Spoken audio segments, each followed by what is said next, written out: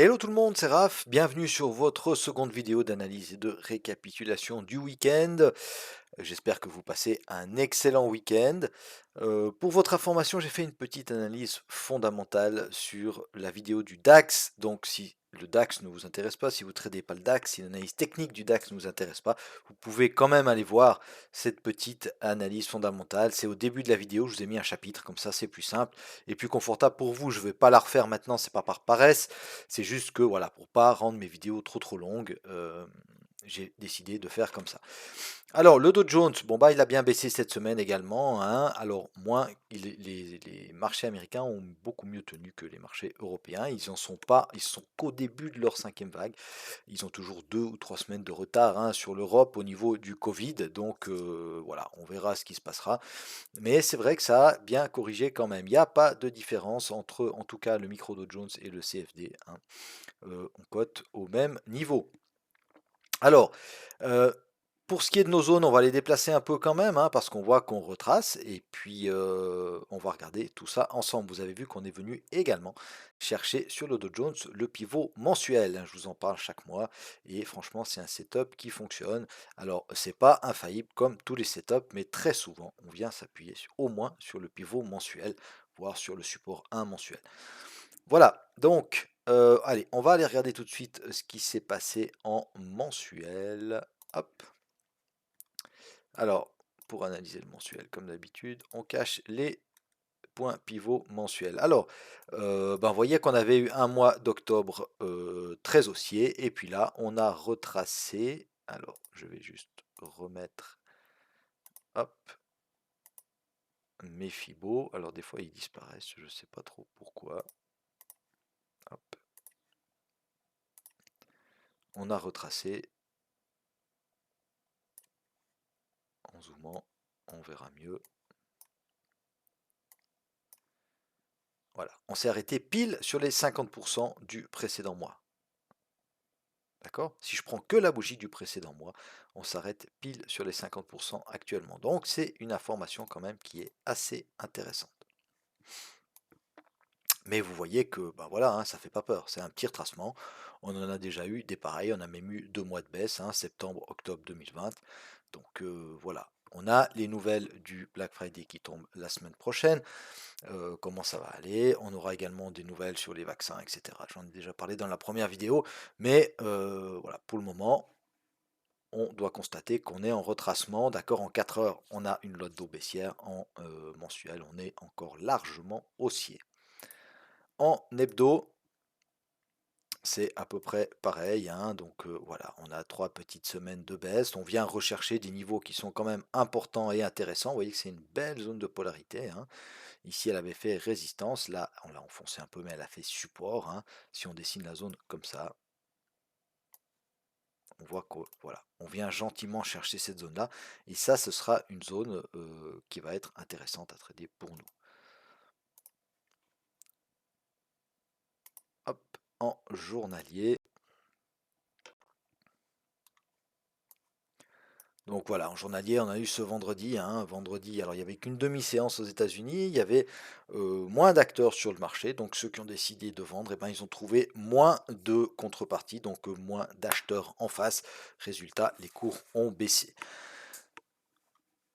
Rien d'alarmant non plus, hein, d'accord. Alors, on avait tenté de résister sur ces derniers plus hauts ici, d'accord, sur les 35 400 à peu près, 35 500, hein. On a eu un léger rebond et puis on a enfoncé tout ça à la baisse.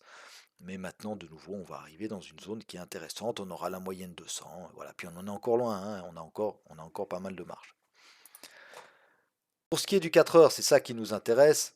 Donc, on n'a pas fait le récap, on va le faire maintenant. On a ouvert, hop, ici, tac.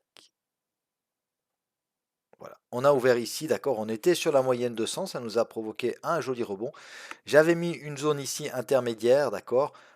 Il y avait peut-être ici quelque chose à faire, un short. On avait cassé ses précédents plus bas grâce à ce bloc de contrat-là. On n'est pas venu pour quelques points dans cette zone. Par contre, on est venu la toucher ici. D'accord. Donc, vous voyez que la zone 2 qu'on avait définie le week-end dernier, elle a bien fonctionné, hein. On avait 500 points de rebond en prenant au plus bas, ok, mais on pouvait faire 2 à 300 points quand même. Et puis, ben, finalement, voilà, on vient rechercher cette zone intermédiaire qui fonctionne également, d'accord? On vient la toucher, tac, en 4 heures, on a un signal baissier. Pourquoi? Parce que cette bougie-là, vous voyez que le prix nous donne plein d'indications. Il faut vraiment essayer de lire le prix et laisser de côté ces biais, d'accord? Là, on avait des biais haussiers. Bah oui, tout le monde avait des biais haussiers. Pourquoi? Parce que ça montait fortement, d'accord? On faisait des plus hauts historiques toutes les semaines, voire tous les jours à un moment donné. Ok?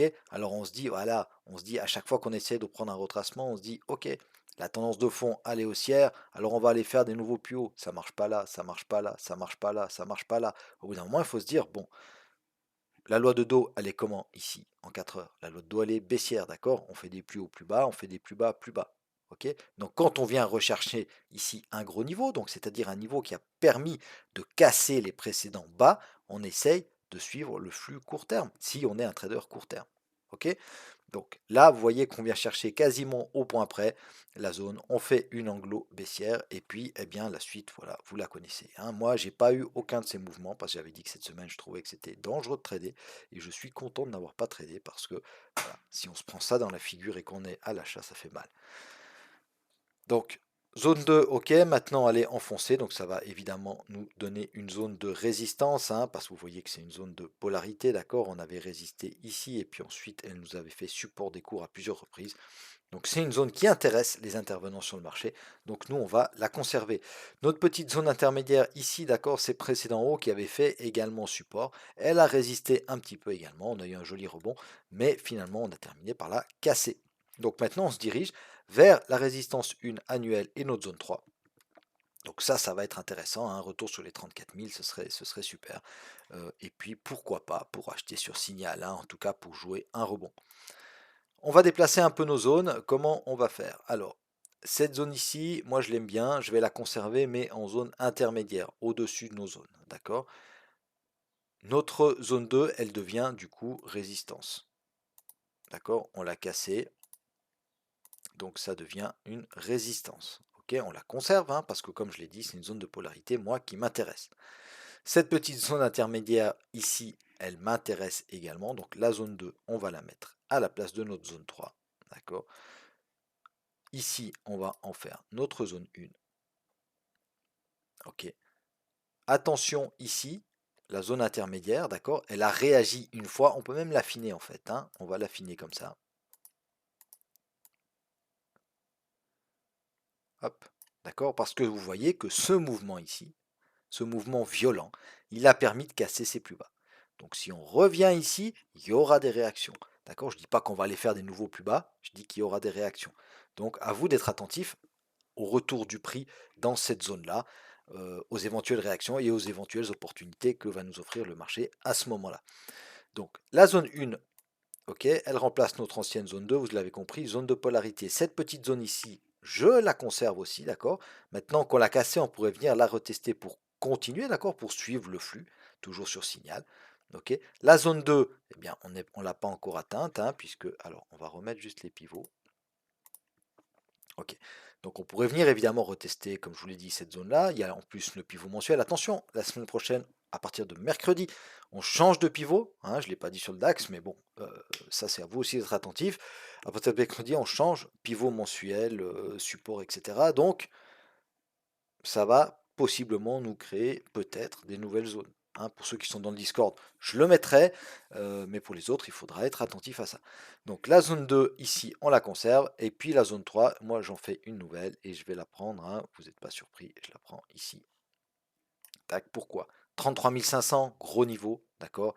Et puis c'est le niveau en journalier. Ok. En journalier, si on regarde les 33 500, ils sont où? Ils sont ici. Regardez cette mèche, cette mèche, cette mèche. D'accord? Ça a résisté ici. Ça avait fait support ici. Voilà. Donc 33 450, 500, c'est une belle zone, hein. D'accord? Hop, on revient en 4 heures.